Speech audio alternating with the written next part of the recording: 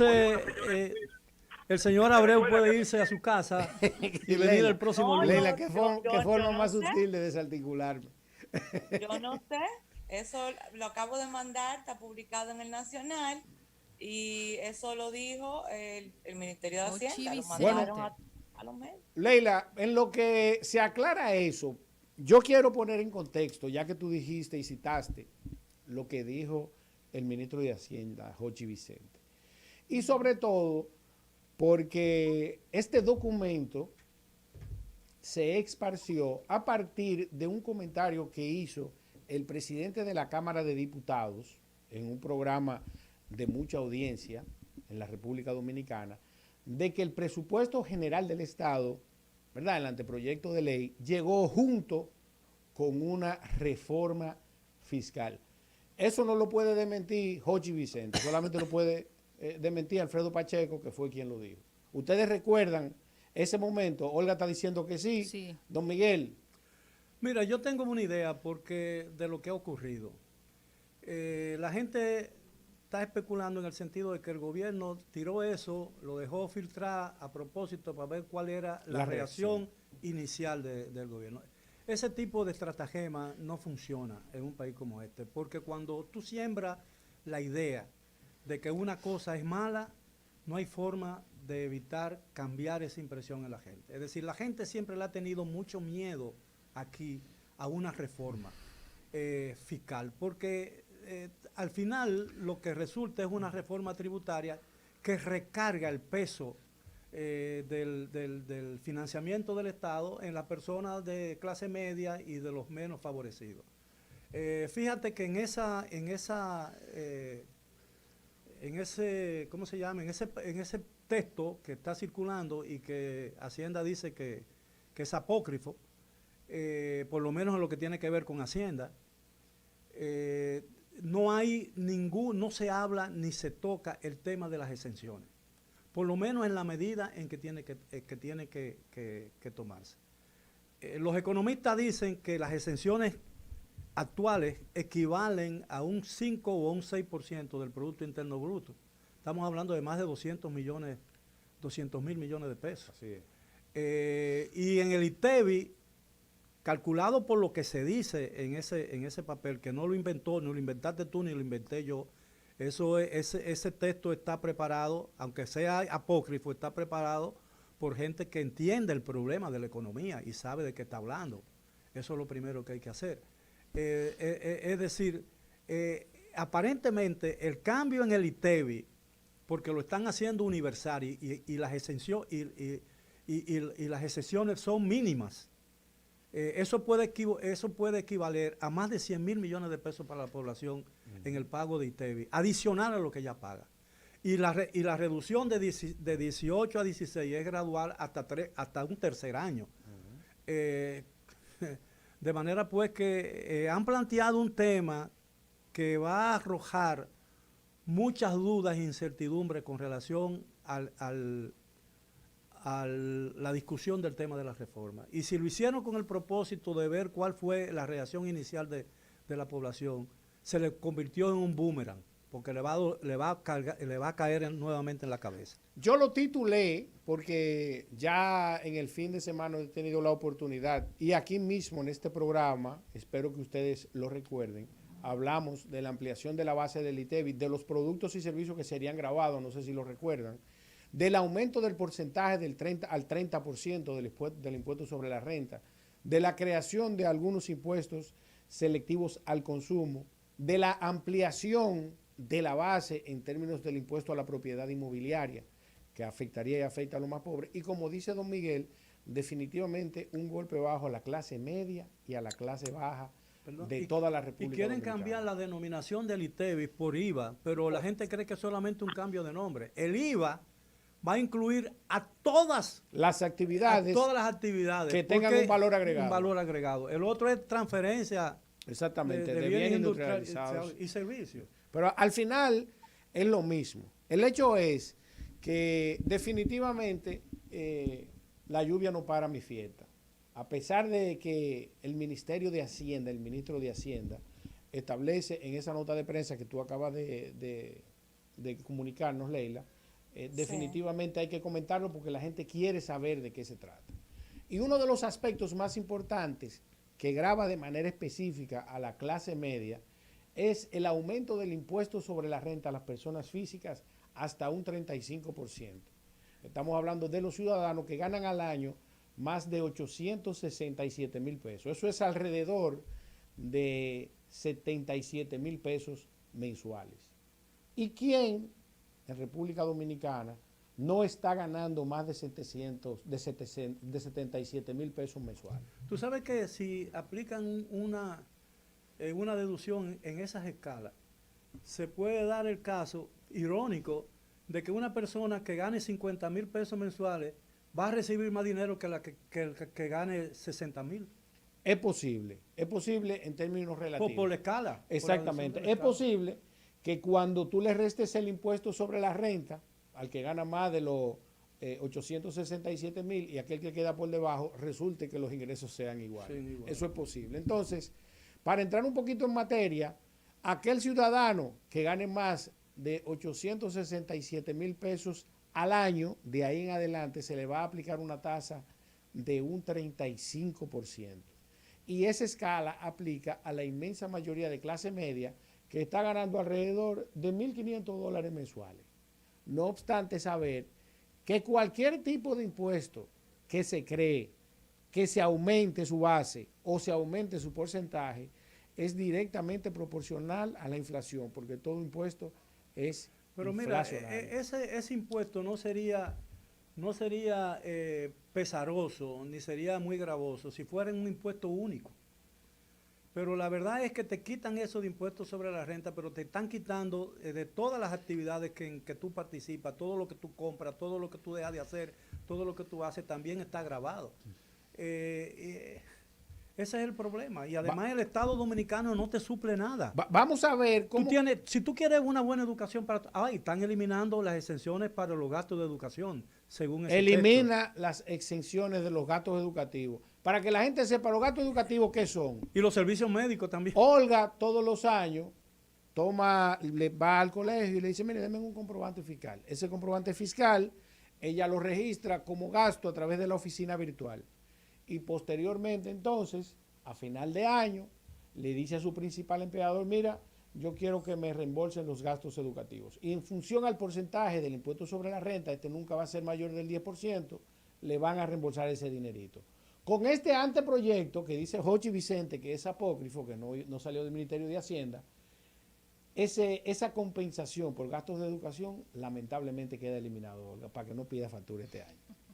Por otro lado, un impuesto que es sumamente lesivo a la clase media es, ¿verdad?, la eliminación de la exención contributiva o la reducción de la exención contributiva al impuesto a la propiedad inmobiliaria. Actualmente, la exención... El IPI, tú dices. Exacto, el IPI, el impuesto a la propiedad inmobiliaria, IPI, que supone ser el 1% del excedente de 7,800,000 pesos, va a ser reducido para que en lo adelante los que tienen propiedades entre 5 y 8 millones de pesos paguen el 0.5%. Estamos hablando que un inmueble que alcance los $90,000 va a pagar impuesto a la propiedad inmobiliaria. Y entonces... 9 millones. No. Entre 8 y 5 millones van a pagar 0.5 en este nuevo modelo. De ahí en adelante un 1%. Pero para que ustedes entiendan el problema del impuesto a la propiedad inmobiliaria. Todo eso tiene un efecto negativo en la industria de la construcción. Y todo eso. Pero es que en todos los órdenes, porque mire qué pasa. ¿Cuál es la distorsión con el impuesto a la propiedad inmobiliaria? Que yo pudiera estar o no en acuerdo o desacuerdo con él. Pero la inmensa mayoría de ciudadanos que están en el tramo de 5 a 8 millones de pesos, no tiene 8 millones de pesos y va a ir a dar por una casa. Puede tener 1 millón, 1,5 millones y lo otro lo coge prestado, lo coge fiado. Realmente la proporción de derecho de propiedad de ese bien es la diferencia entre lo que tomó prestado y lo que avanzó como inicial. Pero el gobierno está impulsando lo que se llama el turismo inmobiliario, a lo interno y a lo externo. Entonces tú en un polo turístico, tú te conviertes en un desarrollador y tú haces viviendas carísimas, tú la vendes y el comprador está exento del pago de impuestos del IPI por 15 años. pero eso es para una segunda o una tercera vivienda. Sin embargo, la primera vivienda paga IPI. Yo no entiendo dónde está la lógica y dónde está el razonamiento y la justicia o el concepto de justicia que hay en ese modelo de desarrollo inmobiliario, porque tú lo que estás es favoreciendo y estimulando la inversión de aquellos que tienen mucho dinero y que pueden tener más de una vivienda. Y una segunda vivienda está exenta, la mejor vivienda probablemente en un sector turístico, está exento del IPI, pero aquel que no puede comprar esa vivienda y sí puede comprar la suya en la ciudad donde vive, está obligado a pagar por ella. Aumento del impuesto sobre la renta, profesor, del 27 al 30%, y desmontándose en un 1% en los próximos 3 años. Ese es uno, ¿verdad? Por otro lado, eliminando la exención que tienen los fideicomisos del impuesto sobre la renta hasta un 10% y llevándolo a la condición normal de todas las empresas. Como ustedes bien sabrán, la ley que crea los fideicomisos en República Dominicana establece que las mismas pagarán, y los beneficiarios de esas inversiones, un 10% de impuesto sobre la renta. Este anteproyecto propone la eliminación de ese beneficio para que en lo adelante paguen igual que cualquier empresa comercial de servicio industrial. Ahora, te voy a hacer una pregunta con relación a eso. El fideicomiso de Punta Catalina, vamos a poner que se apruebe. Los beneficiarios no van a pagar, que son los que han nombrado al frente de ese fideicomiso. Bueno.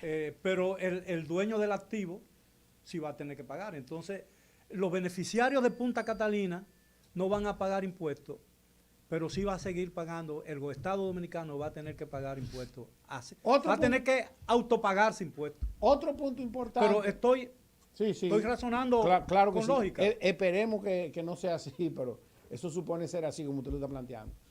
Otro impuesto importante que va a ser eliminado y que en alguna medida yo entiendo que le ha agregado valor a la República Dominicana en términos de la creación de nuevos empleos y empleos de calidad es la exención de la industria del cine, ¿verdad? Que se beneficiaba de los créditos del impuesto sobre la renta de hasta el 25% de esas grandes empresas, micro, pequeño, mediana, en la medida de la proporción de cada empresario. El hecho es que se elimina este beneficio que tiene la industria del cine al respecto de la aprobación. Que genera mucho empleo. Claro que sí, genera mucho empleo y mucho desenvolvimiento económico. Y mucha actividad económica. De hecho, hemos visto cómo ha crecido la industria del cine y los inversionistas en materia de cine en República Dominicana que han venido a República Dominicana a desarrollar, a grabar. México se beneficia mucho de eso. Una ley aprobada en los años 40 del siglo pasado. Y México llegó a tener en la industria del cine una segunda o tercera fuente de ingresos para el Estado mexicano.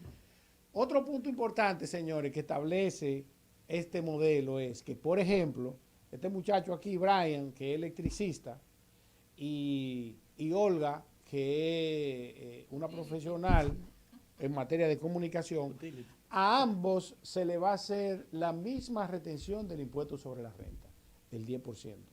Cuando estamos claros que es amplia la diferencia entre uno y otro desde el punto de vista de la generación de los ingresos.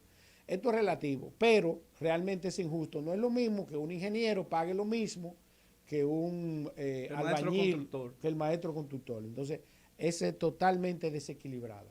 Por otro lado también... Ahora, lo que vamos a tener con la reforma fiscal, cualquiera que sea esta la verdadera o sea apócrifa, pero al fin de cuentas lo que se persigue con esta reforma.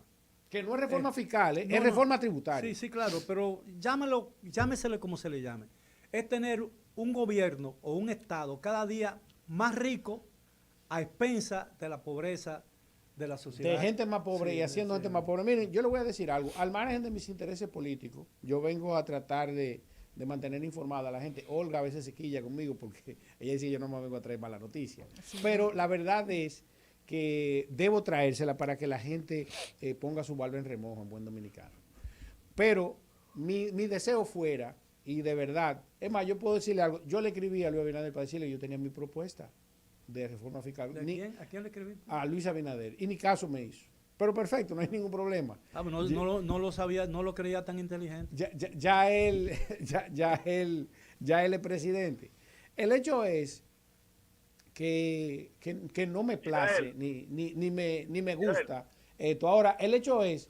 Israel, dale chance a Israel. Valentín. Valentín, adelante. Valentín no es mi hermano.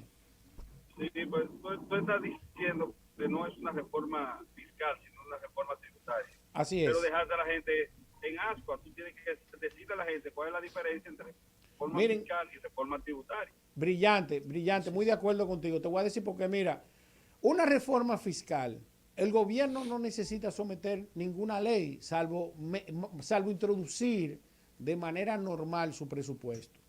Este presupuesto, y don Miguel no me deja mentir, tiene los mismos porcentajes que los presupuestos de los últimos 10 años. Una proporción alrededor de 87-13. 87 en gastos corrientes, don Miguel, y 13% en gastos de inversión. Lo que eso, desde el punto de vista de los gastos del gobierno, no ha variado, ¿verdad? Si ellos pudieran exhibir hoy en día un presupuesto, vamos a suponer 80% en gasto corriente y 20% en gasto de inversión, yo diría, hubo una revisión de tipo fiscal, ¿verdad? Que no solamente fue tendente a revisar los ingresos, sino también a revisar los gastos. Eso se quedó tal como estaba en periodos anteriores y para eso no se necesita ningún tipo de reforma. Por eso establezco que no se está hablando de ninguna reforma fiscal, sino de una reforma tributaria, porque para revisar los gastos, él mismo pudo someterse a los mismos. Entonces, por eso establezco eso. Y una reforma fiscal, ¿verdad?, no solamente va a revisar los tributos de una nación, sino que también revisa los gastos. Entonces, en el caso, lo que hemos visto, a pesar de que ahora supone ser un documento apócrifo, es que se están revisando, ¿verdad?, todos los impuestos en República Dominicana con tendencia a cobrar más impuestos. Entonces, finalmente, porque creo que se está acabando el tiempo, definitivamente no es de mi agrado esto. Y por otro lado, entonces, les recuerdo que me parece una treta, ojalá y que de verdad este documento sea apócrifo, me parece una treta del gobierno de Luis Abinader mantener a toda la sociedad en términos políticos, sociales, religiosos, y convocarlos al Consejo Económico y Social para que discutamos un tema como este, ¿verdad?, y que se le esté filtrando un anteproyecto de reforma que, al decir de Pacheco, porque lo dijo Pacheco, no lo dije yo, se está conociendo también en la Cámara de Diputados. De verdad, es de mal gusto, inclusive para mí, ¿verdad?, que en alguna medida estoy convocado a la mesa del diálogo para hablar de la reforma fiscal, y que ya el gobierno tenga todo su anteproyecto hecho y nosotros ni siquiera lo hayamos visto. Pues entonces no vayan más a esas reuniones. Entonces están diciendo, no vayan más, ustedes son un grupo de come-pip, y entonces definitivamente se nos falta hasta el respeto a toda la sociedad. Yo creo que hay hasta indignación en el hecho de lo que está sucediendo. Yo quiero, antes de terminar, yo quiero hacerle una pregunta a Leila y a Valentín y a ti mismo como abogados que son. Cuéntame. Hay una discusión sobre si la Constitución debe tener primacía con relación a una norma sanitaria. ¿Qué opinan ustedes? En relación con el COVID, la vacuna. La Constitución, don Miguel, tiene que tener primacía por encima de todo. Por supuesto. Y la misma Constitución así lo establece. Ninguna ley, salvo vamos a decir, un placer que la misma Constitución crea en el artículo 110, que tiene que ver con la progresividad de los derechos. Si una ley es más favorable al ejercicio de un derecho fundamental que la Constitución misma, pues entonces prevalece la ley por encima de la Constitución por un dictado de la Constitución, porque la Constitución así lo prevé. Leila, ¿opinas tú igual? Sí, claro que sí, pero ¿a qué viene la pregunta, Miguel? No, porque hay mucha gente que se está quejando que obligarlo a vacunarse es una violación de sus derechos. Bueno, el profesor Julio Curi... Pero mi posición sobre el tema, yo la dije aquí en este programa. Yo lo sé. Cuando era una idea apenas de un grupito de diputados, Sí, claro. Ustedes lo saben. Sí. La posición yo la planteé aquí in extenso. Ustedes saben que yo me opongo a eso. Ustedes Sí, pero lo que siempre pasa es que ahora ha cobrado impulso esa discusión por el tema. Yo la he hecho más que pública varias veces, no de ahora. Sí, claro. El profesor Julio Curi dijo que era inconstitucional el solicitarle la tarjeta de vacuna a los ciudadanos. Ya el profesor ejemplo Valentín con derecho Medrano habló, comparado. yo creo que el que yo diga algo está de más, profesor, el mejor Yo hablé penalista de hace este país meses, habló. yo traje ejemplo hasta con derecho comparado, ustedes recuerdan. Bueno, No sé si lo Sí, es recuerdan.